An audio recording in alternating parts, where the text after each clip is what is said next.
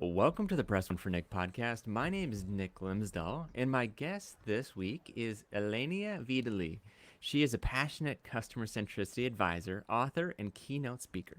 She has been inspiring leaders and C-level executives of world-class organizations on embracing customer centricity as the key to unlocking the future of business. Driven by bringing humanity to business, her mission is to see a brighter future, where companies embrace a higher purpose, creating value of all stakeholders, and contribute positively to society. She is an author of Customer Journey to Centricity, a customer-centric framework for the era of stakeholders capitalism. Elenia, welcome to the Press One for Nick podcast. Thank you, Nick, for having me. Such a pleasure. Yeah, you bet. So one question I ask every single guest at the very beginning is, and I it's always interesting on what the answers are, but what's one thing people might not know about you? Well, I was going to say people don't know that I wrote a book in customer centricity, but you've just said it. So, so it's yeah. So that's one thing that people might not know about me because it's a very recent publishing. It was only published 7 months ago, and so that's very recent. But aside from this. Another thing that people might not know about me is that my very, very first experience in customer experience was when I worked for NEC for my very first job after my graduation. We used to deploy facial recognition softwares to enhance retail experiences and passenger experiences, any kind of experience, and customer experience as well. So that was my very first experience in CX. That one thing. And then another thing that people might not know is that in 2017, I quit my corporate career to pursue this entrepreneurial adventure in coaching companies to become more customer centric. So I love that. Where was that transition where you were your first role of into customer experience? Where did you get that hook? Like where was it the aha moment and you're like, I need to learn more about this? Well, CX at that time, it was really unknown. It was kind of like people weren't talking about it, companies weren't really practicing customer experience, and the value of the customer wasn't really understood much by companies.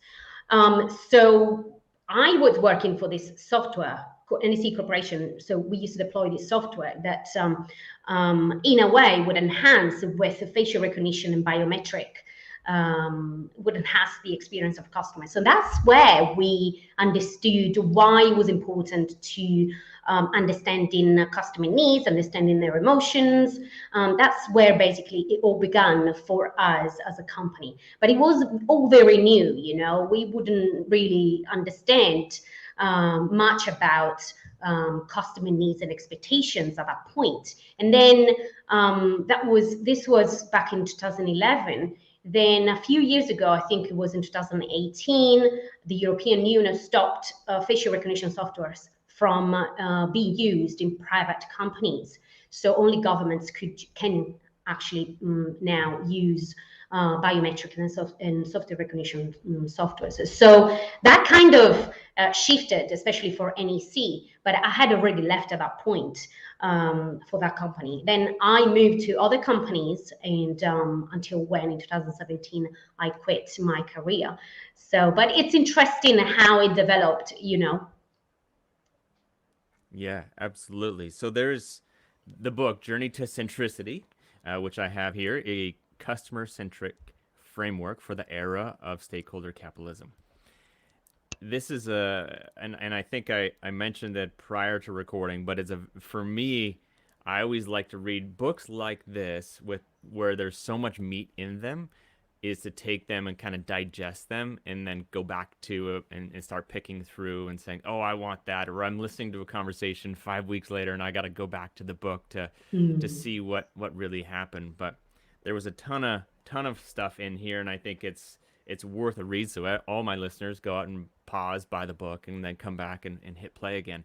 But there's a lot of questions I could ask, but I think you touched on the facial recognition, so I'll start on the opposite of that, when it comes to organizations, they're trying to run so fast, and they're trying to add technology, which I think is great at the right time.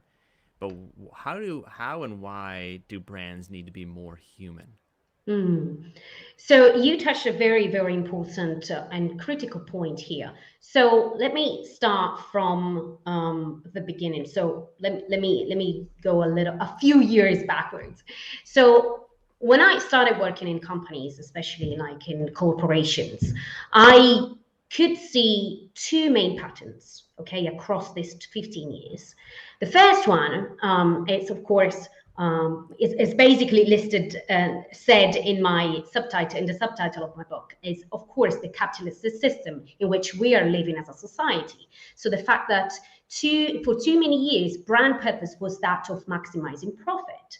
And companies years ago, they used to have a bit of an arrogant presence in the market, that of I am a company kind of voice, and in many circumstances this is still the case for many, many, many companies. But when this happens, the customer is just seen as a number, and it gets forgotten and not valued as it should.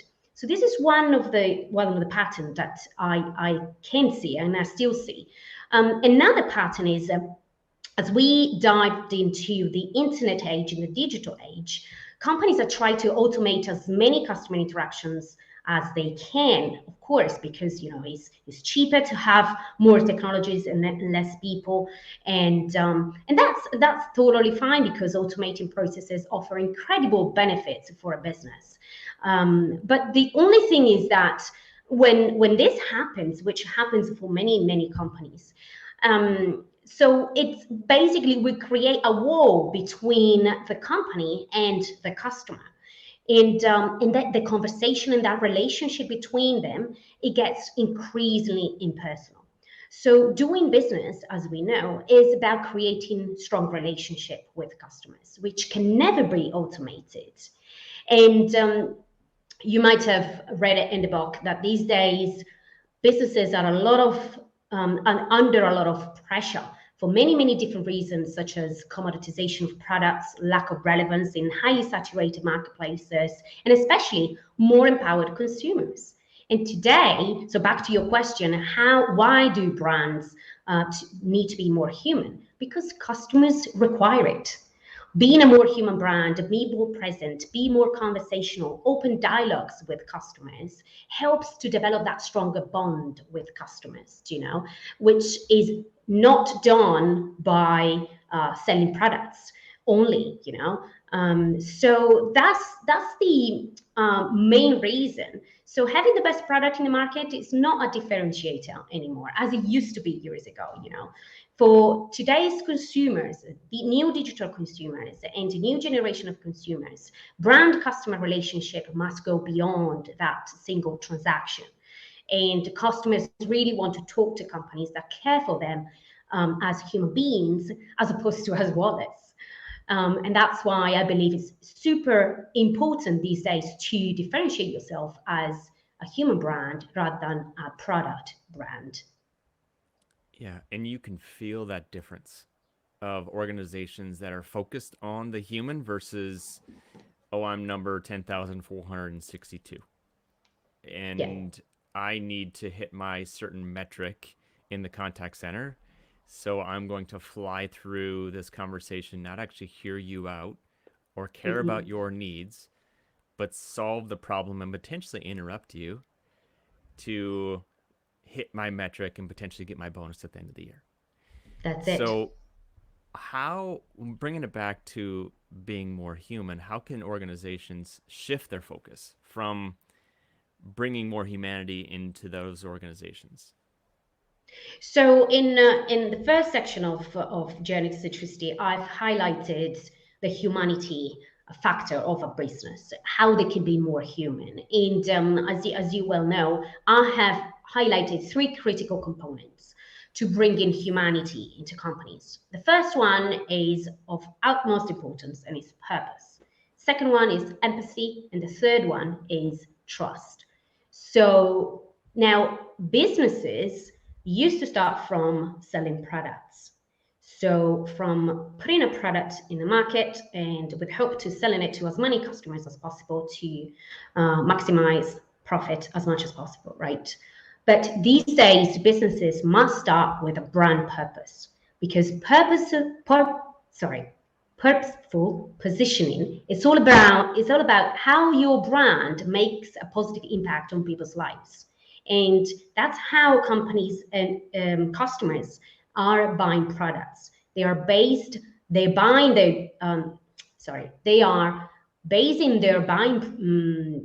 processes and their buying decisions on what does a company stand for, beyond what they actually sell, so a product or service, which is still very important, of course, because it needs to fulfill those basic needs of a customer. So purpose is really what sits at the core of a company. And we are seeing it in many companies that are actually having a voice in political and social issues these days, such as Patagonia, Nike, and many others. So it really what drives everything that a company does. So everything should rally around a purpose. Employees are more engaged, customers are more engaged, and of course, we have healthier organizations. That is one of the ways that we can foster authenticity, relevance, as we said, employee engagement, and customers want to buy from that brand and reward that brand with trust. Then the second component, as I mentioned, is empathy. So empathy, as we know it, is walking in our customer's shoes, understanding the customer on a deeper level. So questions that customers might ask is, does this brand get me?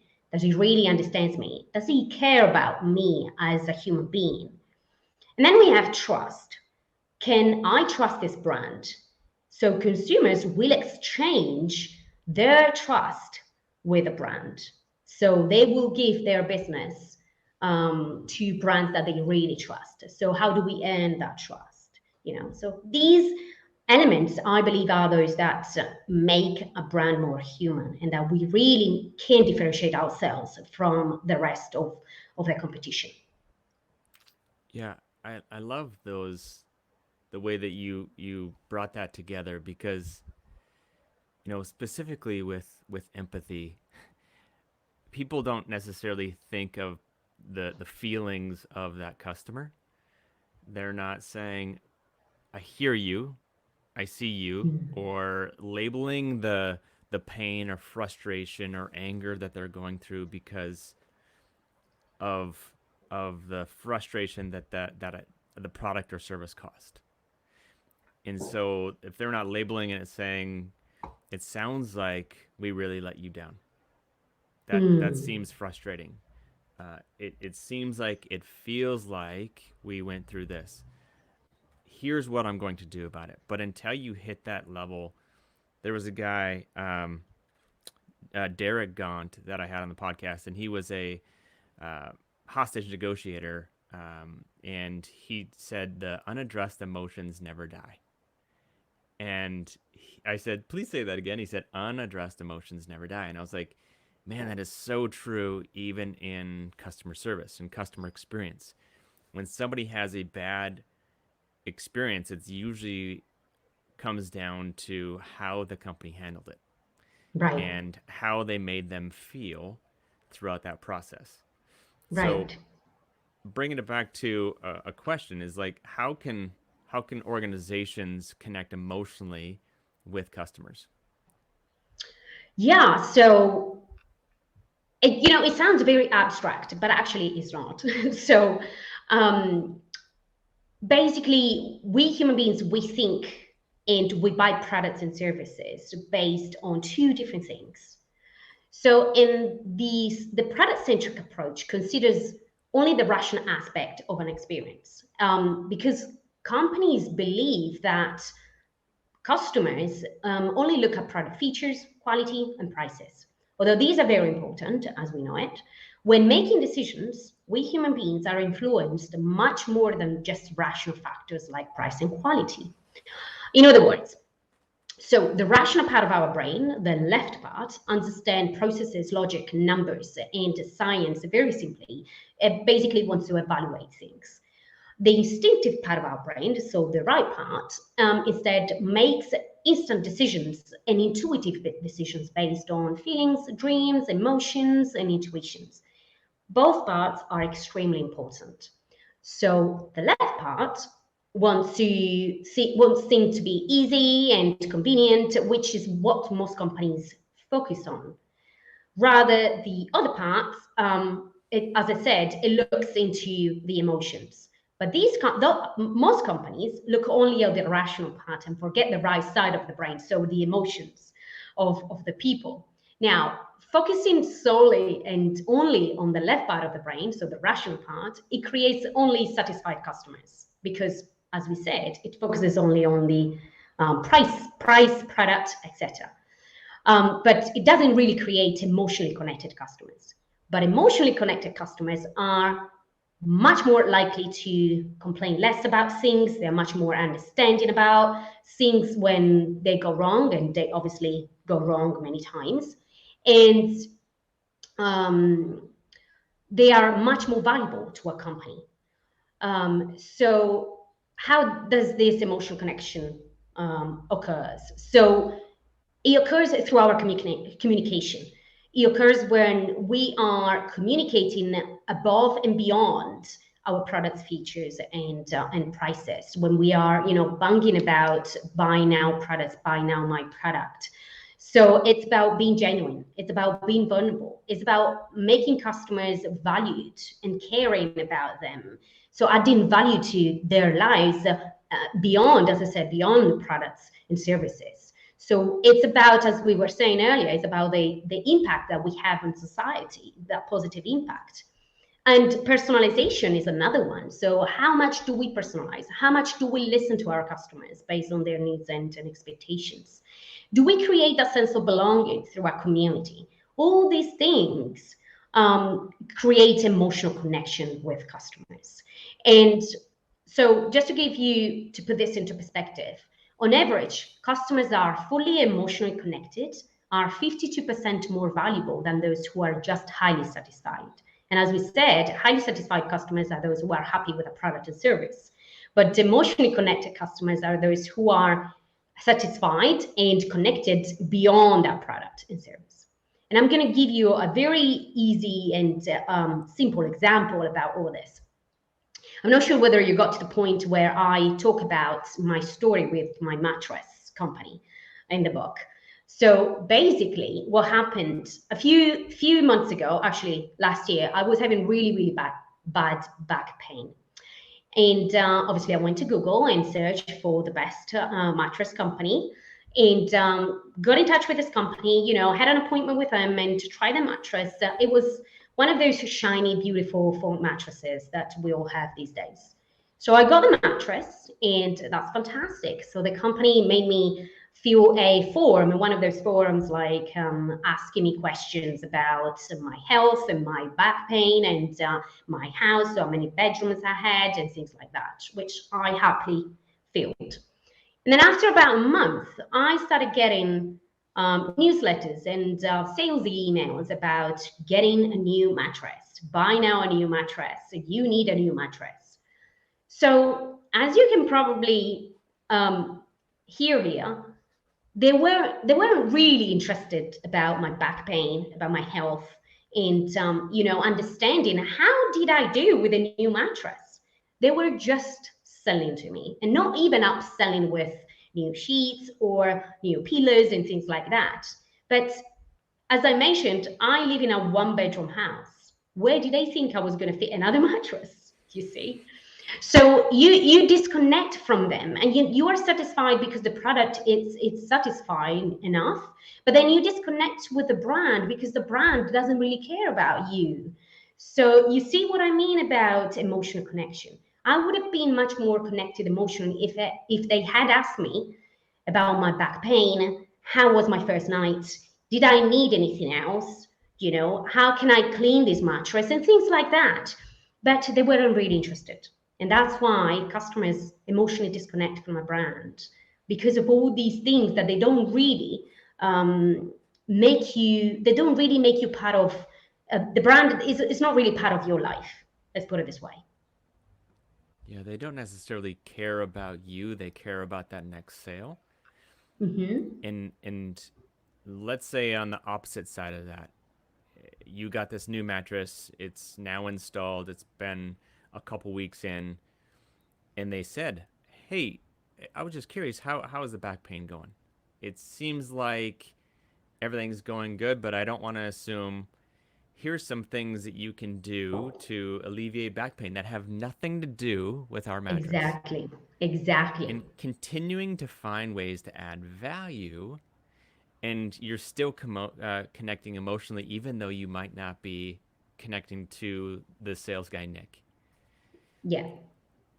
So you're saying that companies who care emotionally and add value are more valuable, or are have a higher increased customer lifetime value? Yes, absolutely. So when I said that customers are emotionally connected, are more valuable as a customer for a brand, is because if there is a company that I think that I need to get pillows from, I automatically think of that company where I bought the mattress from, right? But because that company doesn't really care about me and only wants to sell me stuff, probably I'm going to look somewhere else. Do you know what I mean? So it's that kind of mutual caring that is missing. So if they want to only sell me stuff, probably I'm not interested, because I will be looking for another company that probably sells a better product and that's more interested in me, my back pain. The emotion and adding value takes a lot more effort from their side, because Yes. anybody can sell a great product and Mm-mm. anybody can have a decent price, but not many people can put it the emotion, create personalization, and deliver what they say they're going to after that product goes live, after the mattress Absolutely. goes in. So yeah, I think we could have a podcast just on that podcast episode. Absolutely. I agree with you. And you see, when we talk about empathy, is also this, is also listening deeply in what's going on in that person's life. Are they happy with a mattress? Are they not happy? What's going on with the back? Um, it's just caring beyond selling a new mattress, which they weren't even listening to me because I said I lived in a one bedroom, in a one bedroom house. So it's even like it's irrelevant to me, their communication. So yes. So let's bring that to the next question. I think, if when somebody says, "Would you like a second mattress?" they're thinking, "What, do you have a bunk bed of queen mattresses, of king mattresses?" But when it comes to an organization, what makes them trustworthy? Right. Okay. So this is a very interesting question. So what makes an organization trustworthy? Organizations, I believe, have two currencies. They have money and trust. So the currency of money is measurable, is tangible, and it allows you to exchange money for products and services and then that you can then reinvest in other things, like in customer experience initiatives, perhaps. But every organization in the world has another currency, that of trust. If money is the currency of transactions, trust is the currency of interactions. And that's the analogy that I explain in the chapter 5 of my book. So there is a common misconception in the business world that a company can build trust, which is wrong. That implies that a company are in control of building trust with their customers. But instead, companies can earn trust from their customers, and that is done over and over again in a constant way for long term. It doesn't just happen overnight. So I believe that companies can be trustworthy or can earn trust in different ways. So let's look at the emotional based traits. So there are 4 traits. 2 are emotional based traits. One is integrity and one is empathy. So integrity, as we said, this is about how the customer's values are aligned with your brand values. And that's basically our purpose. In other words, is your company promise aligned with its actions? Can I trust this company, what it's saying in terms of its purpose, its integrity, etc.? The empathy, as we said, involves walking in customer shoes and understanding their emotions and, listening to customers. Then we have two more traits, which are rationally based traits. One is competence, which answers the questions such as, can this company help me? Does it have the skills to do what it says it can do in terms like tangible skills in terms of product, and services, right? And then the last hard trait is reliability, which depends on two things: responsiveness, so that the company shows up on time or answer questions. And the last one is consistency of behavior over time. Again, when we say behavior over time is, are you consistent in your actions, whether it's soft traits actions or rational hard traits actions? This is how I believe we earn trust from from customers. And again, it's not just about integrity, empathy, and purpose, but it's also about your product. Your product is the minimum that needs to fulfill the basic, very, very basic needs of our customers. So that's my belief. It seems like empathy is more important than people give it credit. So, how can organizations take that empathy and embed that across the entire company? Absolutely. Empathy, I believe, is one of the most important competences of emotional intelligence and is a critical leadership skill. But it's often underestimated and is often seen as a soft skill, as a wishy-washy or too feminine kind of thing. So as we said, it really means understanding the customer perspective, feeling their experience, what it's like to be a customer as if they are living, as if we as brands and leaders are living their experience. So it's critical to developing a customer-centric culture because it enables customer perspective taking, even in building a product, in producing a new product. Customer-centric organizations, they invite customers and actually actively listen to them to create that product rather than putting a product in the market. And I believe that's hugely important, and that's how empathy is embedded into the organization in every different department of the organization, even in the R&D, which is one of the most critical part of a company as we know it. So your question was, how can we embed empathy into the entire organization? I believe that it starts from the top. So as leaders rise in their ranks of their organizations, they become increasingly disconnected from customers.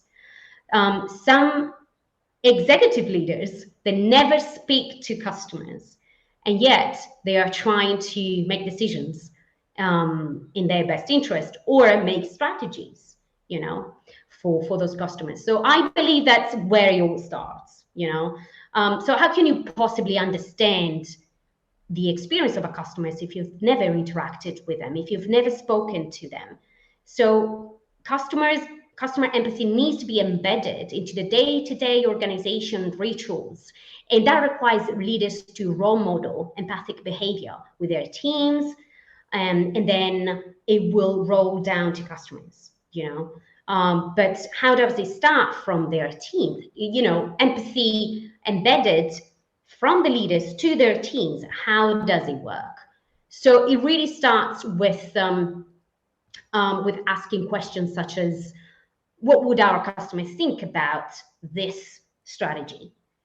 For example, there was I recently listened to Howard Schultz, the CEO of Starbucks, and he said that in 40 years of leading the company, one ritual that they used to do every Monday morning, they used to have 2 chairs as a metaphor for employees and customers. And for every decision-making process, they will ask, would this make our employees and customers proud? Can we do this? Would they make them happy? If yes, of course, they will pursue it. If no, they will completely roll it out. This is the way that you can embed things and bring customers into board meetings. Talk about customers, be empathetic. It starts from them. So that's one way that we can embed empathy into the organizations. Another way is to make it understand for employees is physically design experience for them. So make them literally walk in the customer's shoes to understand what are the pain points that customers are feeling. But as we tend to automate extremely, like everything these days, like companies don't really understand that you might be able to automate some sort of customer interactions with some sort of friendly software, but you never be able to automate kindness, empathy, and trust. And these are the things that make a brand more human. So I think it's these three components that we mentioned at the beginning of this episode: purpose, empathy, and trust are our differentiator. Yeah, there's so much there. Excuse me. There's so much there that I could continue to dive into, and I think I love the fact that it starts at the top, and the top can't just say, it's kind of like a mission, vision, and value statement. You can't just throw it up on the wall and say, you guys should live by this. It's the leadership that are showing these are what's important. This is why we value these things, and here's what we're going to do about it. Here's what we're going to be managed, and how we're going to be bonused on it. I don't know what the right way to be bonused on empathy is, but if you're not leading by example and you're just saying, be more empathetic, Right, people are like, well, why should I care? And if you don't give right. them the why of understanding the importance of caring and how that impacts the customer and how that impacts that next person, that internal customer as well, because empathy shouldn't just be with that external customer, it should be with everybody inside that organization, correct? Of course, absolutely. Well, it starts from them. Of course, if employees don't feel engaged, they don't feel actively, empathetically listened by the leaders, how can they possibly transmit that empathy and that active listening to customers? It's just, it's a mirror, right?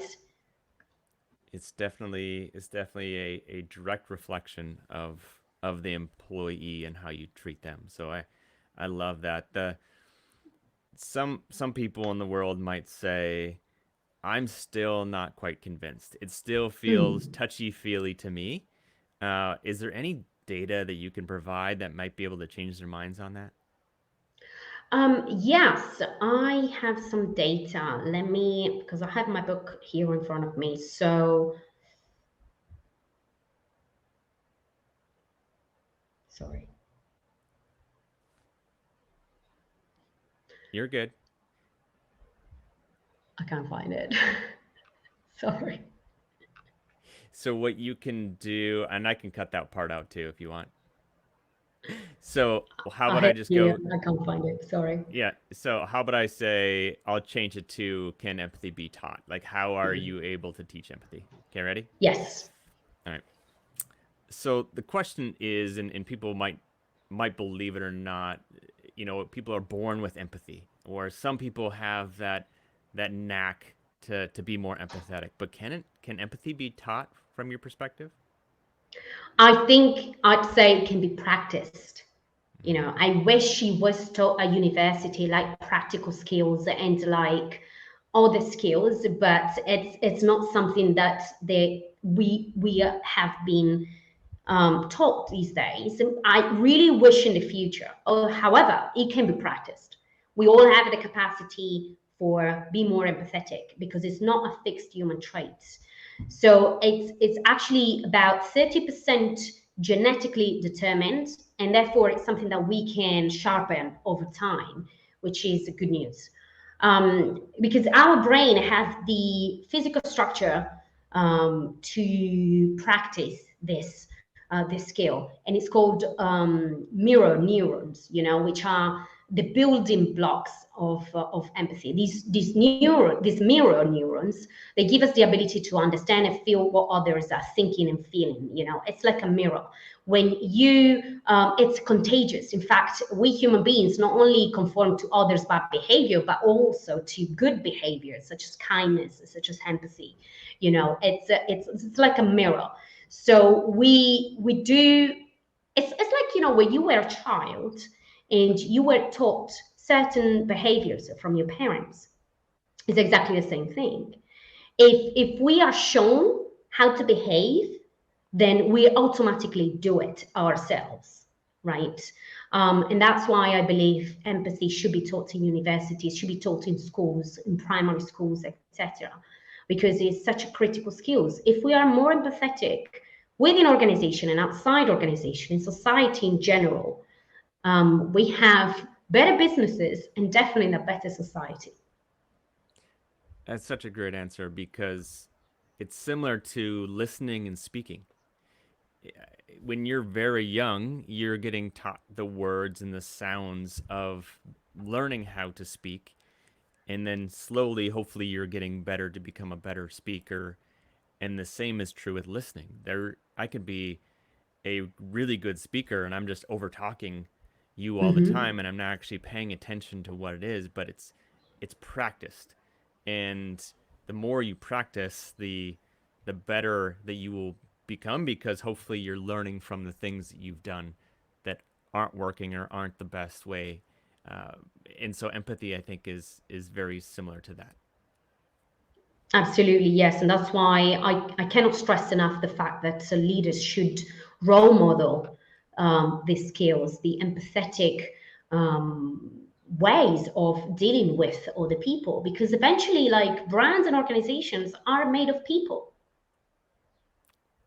Yes, it's humans doing business with other humans, and the Right. more people understand that, the better that this world will become. So, Elenia, I have two questions. I wrap up every podcast, and the first one is, what book in customer service or customer experience, or even maybe an organization, has influenced you the most in the past year? So I'll pause there. Okay, so in the past year, I read Steven van Belleghem, The Offer You Can't Refuse, is a CX fellow from Belgium.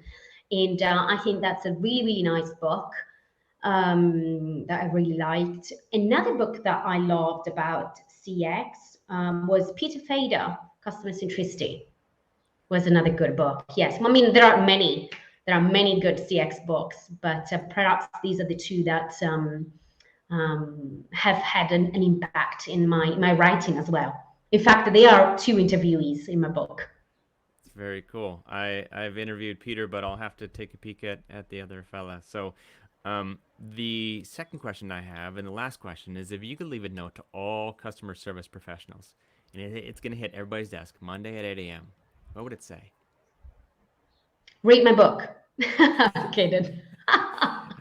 But serious. No, I'm kidding. So I think we as CX professionals, we should have the strong mission to emphasize to leaders to create more humanized companies. Because like efficiency, automation, that's super important, and we are used to make processes more efficient, but we are not used to making brands more human. So I think we have the power to do that.